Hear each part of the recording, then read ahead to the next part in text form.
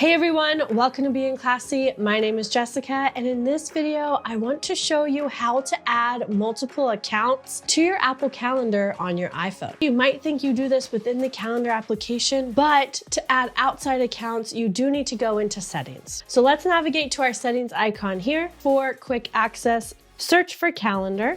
Select calendar, select calendar accounts, and select add account. And select the provider, and then enter in your credentials.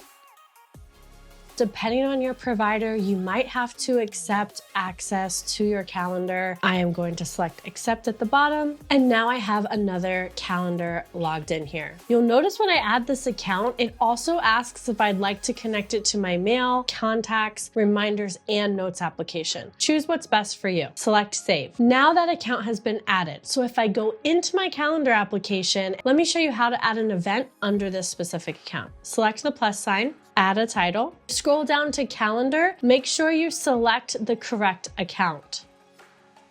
And now my event will show up under this account on my calendar. To change the color of this newly added account, simply select the calendar at the bottom right-hand corner of your screen. Select the calendar info button here and change the color. Let's go purple.